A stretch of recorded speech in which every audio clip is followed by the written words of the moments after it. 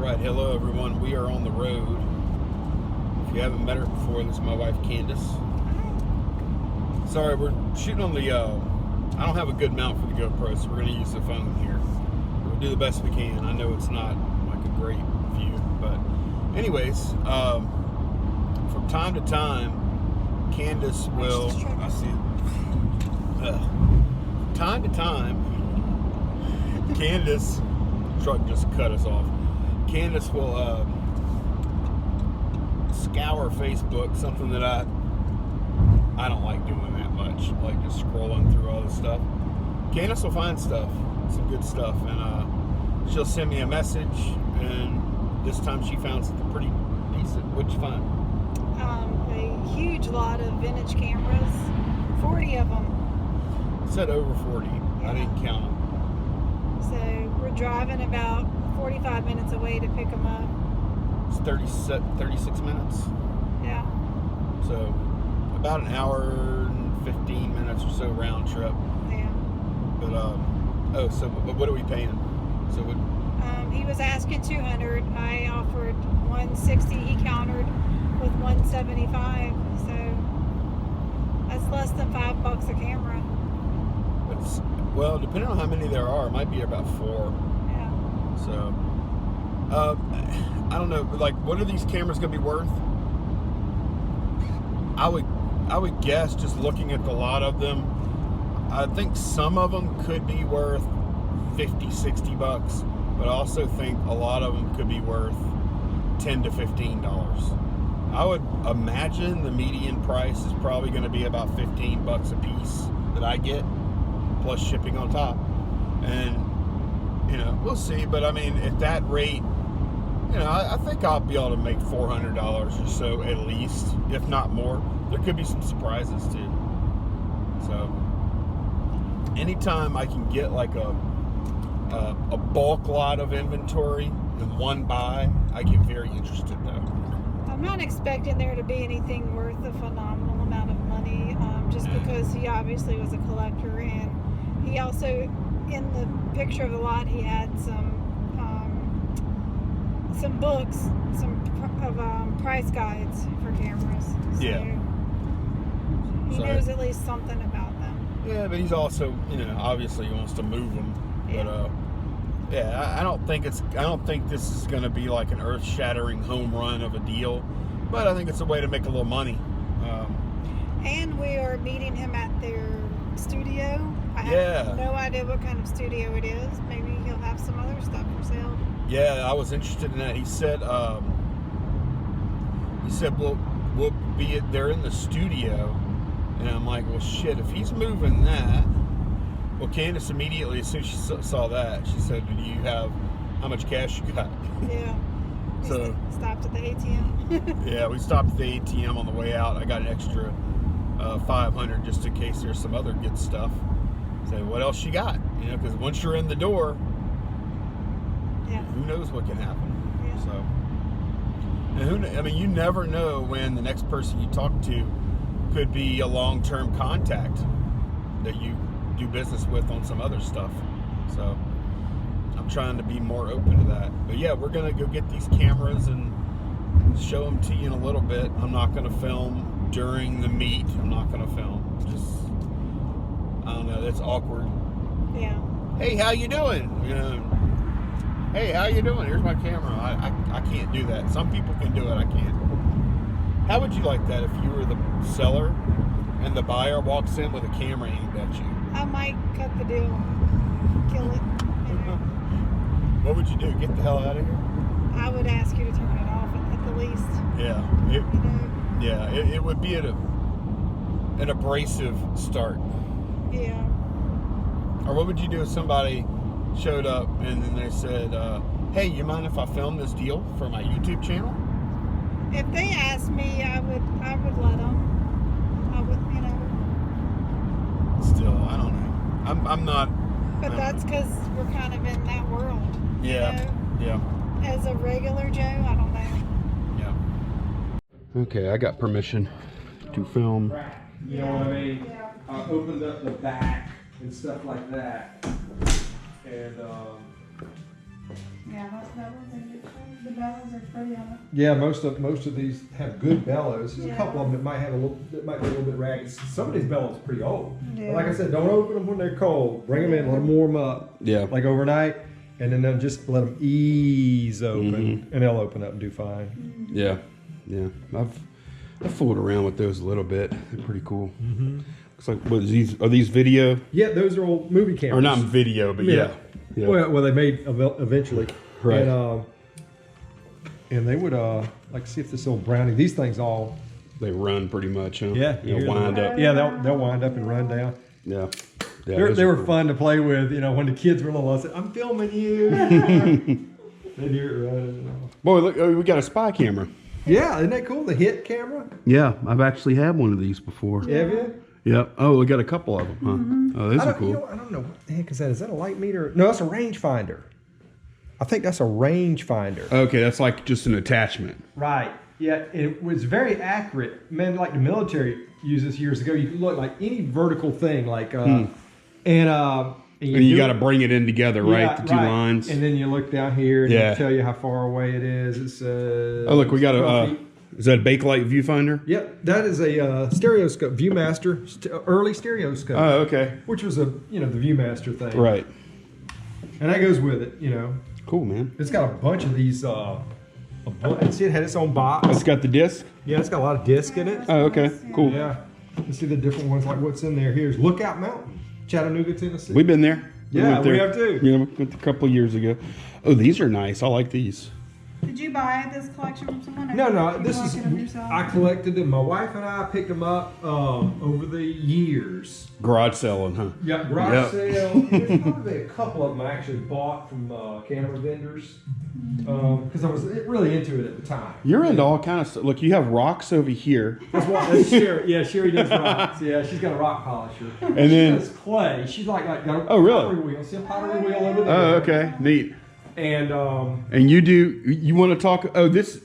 By the way, what'd you say the name was again? JP White. JP.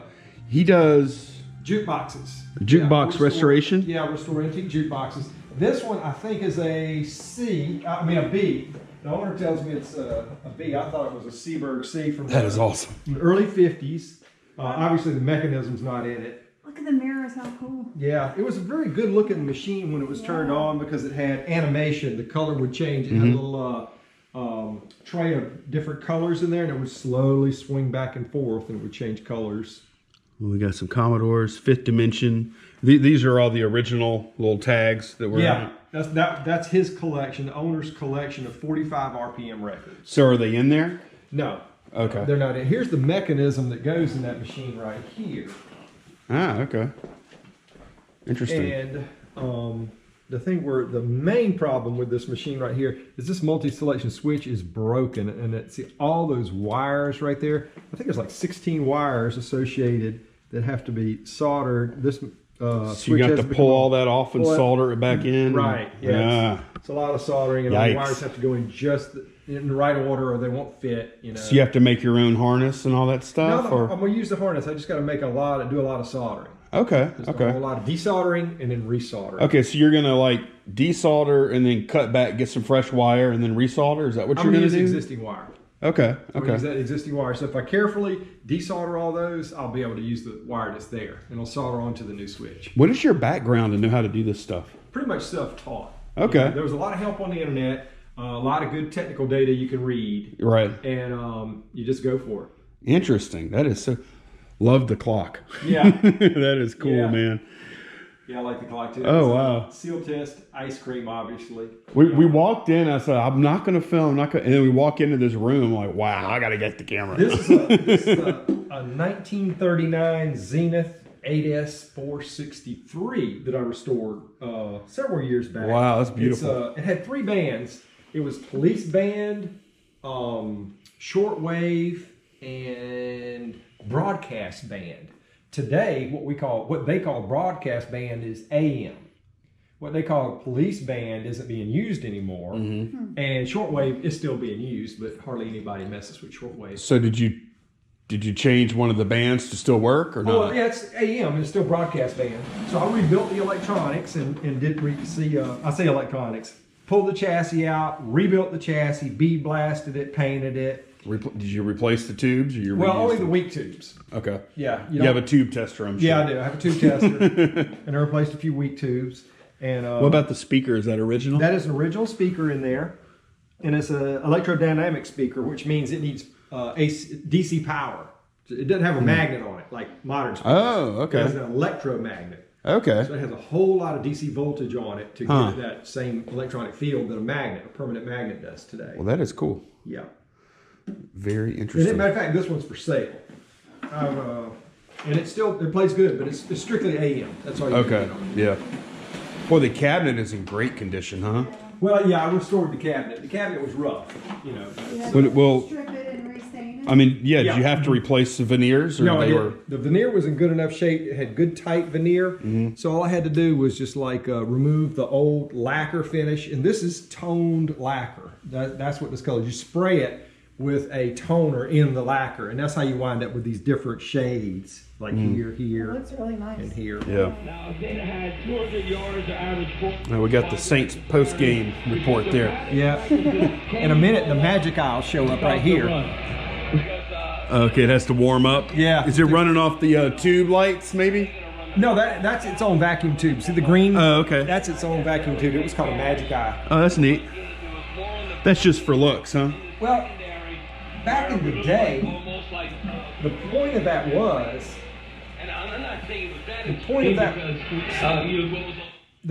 was it was a tuning indicator.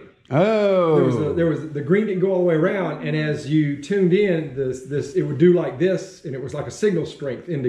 Gotcha, That was okay. the point of the thing. So that's to help you tune. Okay. That's right. That was the point of that. And are these Bakelite? I'm just curious. Yeah, they are. Okay. Well, you interesting. know what? They may not be. Some of that stuff was a soy-based product. And so I don't think that's really Bakelite there. I think that's one of those old, odd. Okay, so that's the volume. This is a tune. Right. Okay, cool. Are these are like band select or? No, they're like tone. Oh, it's like an equalizer, Yeah. sort of. Yeah, it was like very, very early. Huh. You know, it would change the tone a little bit. That's neat. So that's what it was all about. That is so cool. Well, man, thanks so much for showing us. That is real. And you did this barber chair too? I did. Or your Yeah. okay. Yeah, I did the barber chair. Had a Awesome. friend of mine do the covering on it, and I got it back in working condition. And it's not hard to do. It's just take it apart. Clean it up. Yeah, fix all the moving parts. And then you got is that your pachinko? Pachinko. That's the Pachinko machine. I My bought. parents had one of those in the 70s. I Yeah, think. when my kids were little, I bought that and got it back going, and it's fun to play. Pachinko's always Yeah, let's see it, man. We got to see this thing go. These are Japanese, right? Yeah. Yeah. This is probably from the 60s. And what you're trying to do, obviously, is get the ball to go into one of these areas here, or the monkey slides down and the alligator snaps at him. You know, it's really cool. I'll show you how it is. That's the Is there a hardest- scoring thing or anything? Not like that? really. What happens is you're rewarded with more balls. Like if you get the monkey, which is hard to do. Jackpot. Yeah, jackpot gives you a few more balls. like that. So would they use, like in the pachinko parlors, would they assign some monetary value to the balls that you could turn in and get paid? Or? I'm not sure how that really worked, but I know people would buy balls. Like you'd buy a bucket of balls, I guess, pour it in here, and then you would play. And if you ran out of balls, or if you were hot and kept getting rewarded with more, you could keep playing. But sooner or later, you'd probably run out of. Do they still have pachinko I don't know. over there? I don't know. Because I know I bought a pachizlo. Have you ever heard of that before? No, I never heard of that. It's a skill stop. It's like a slot machine, except it has skill stops. Yeah. Like you have button you press for each reel. Yeah, I'm not But familiar with that. Yeah, and I know they have pachizlo parlors. I didn't know if they still had pachinko parlors. Yeah. Probably not. Yeah, I this would've- is so old. It's probably not Those are probably cool. not around It anymore. works well though. You did a Yeah, good job. it's fun. Interesting. Yep. Well, cool. Well, thanks so much for showing us around, man. I appreciate it. No problem. Let's pack these things up. Yeah. Okay, we're on the way back, and good job, Candace. You put us on an interesting little adventure there. That was fun. Yeah. JP was a cool cat, smart guy. Yeah, very smart guy. Interesting hobby. Yeah. Well, it's a part-time job, but it's probably more of a hobby too. You know, it's funny. Before we got there, I was saying Well, like I'm gonna ask the guy if I can shove a camera in his face, and first thing I do when we get in there, hey, can I shove a camera in your face? Sure. So, but when we walked in there, I was looking around. I'm like, shit, he's got jukeboxes and the pachinko machine and all the cameras spread out. And I was like, we got to get video. Yeah. So that was fun. And this is going to be the end of it. I'm not going to go into immense detail on the cameras, except to show y'all when they sell, you'll see them then. And on the second channel, which I did a little stream yesterday, I'm going to be doing like just streams of like listing or packing, whatever. It's not real produced content or anything, but you'll probably see those cameras in more detail than you want on that channel live the next couple of days while I list them. So Candace will probably be watching with Beta on the edge of her seat. Yeah, from work. Because that happens. Look, Lonnie's live. What's he gonna do now? Sorry, Mr. Customer, I can't help you right now. I'm spying on my husband. Oh, I wouldn't show you anything that good. All right. Well, thanks for watching, guys. Bye, Candace. Bye.